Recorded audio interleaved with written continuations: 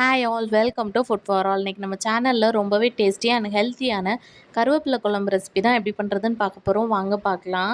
First அதை பண்ணுறதுக்கு ஒரு கடாயில் ஒரு கைப்பிடி கருவேப்பிலை, ஒரு ஸ்பூன் மிளகு சேர்த்து நல்லா வறுத்து எடுத்துக்கலாம். கருவேப்பிலை கருகிடக்கூடாது, நல்லா முருகலாக வறுத்தா போதும்.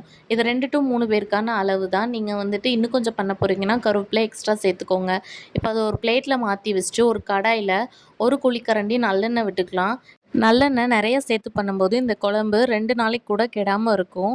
இப்போ எண்ணெய் நல்லா சூடானதும் அதில் 1 ஸ்பூன் கடுகு, 1 ஸ்பூன் வெந்தயம் சேர்த்துட்டு நல்லா பொரிய விட்டுக்கலாம். இப்போ ஒரு 15 to 20 பல் பூண்டு, கூடவே ஒரு 30 சின்ன வெங்காயம் சேர்த்து நல்லா வதக்கிக்கலாம்.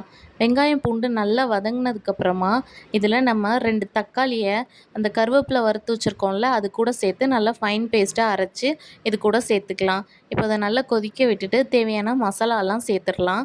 1/4 ஸ்பூன் மஞ்சத்தூள், 1 ஸ்பூன் மல்லித்தூள், 2 ஸ்பூன் குழம்பு மிளகாத்தூள். குழம்பு மிளகாத்தூள்லே காரம் இருக்கனால நான் எக்ஸ்ட்ரா காரம் சேர்க்கல. அதுவும் இல்லாமல் நம்ம ஆல்ரெடி மிளகு சேர்த்துருக்கோம்.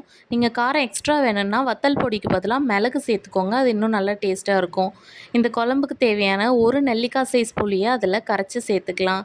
இப்போ குழம்புக்கு தேவையான தண்ணியும் ஊற்றிட்டு நல்லா 15 நிமிஷத்துக்கு இதை மூடி போட்டு நல்லா கொதிக்க விட்டுறலாம். இந்த குழம்பு இட்லி, தோசை எல்லாத்துக்குமே சூப்பர் சைட் டிஷ்ஷாக இருக்கும். ட்ராவல் டைமில் இந்த குழம்பு செஞ்சு எடுத்துகிட்டு போனீங்கன்னா 2 நாளைக்கு கெடாமல் இருக்கும். இப்போ குழம்புக்கு தேவையான உப்பெல்லாம் சேர்த்துட்டு ஒரு 15 நிமிஷத்துக்கு மூடி போட்டு கொதிக்க விட்டுறலாம்.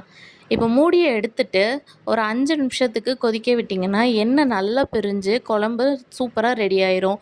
ரொம்ப தண்ணியாக இருந்தால் அவ்வளோ டேஸ்ட்டாக இருக்காது. நல்லா கெட்டியாக இருக்கும்போது தான் இந்த குழம்பு நல்லா டேஸ்ட்டாக இருக்கும். சூப்பர் டேஸ்டியான ஹெல்த்தியான கருவேப்பிலை குழம்பு ரெடி. இது நல்லா முடி வளர்கிறதுக்கு, ஹீமோக்ளோபின் இன்க்ரீஸ் பண்ணுறதுக்குலாம் ஹெல்ப் பண்ணும். கண்டிப்பாக வாரத்தில் ஒரு முறை செஞ்சு பாருங்கள். நம்ம சேனலை மறக்காமல் சப்ஸ்கிரைப் பண்ணிக்கோங்க. உங்களை இன்னொரு வீடியோவில் பார்க்குறேன். அது வரைக்கும் பாய்.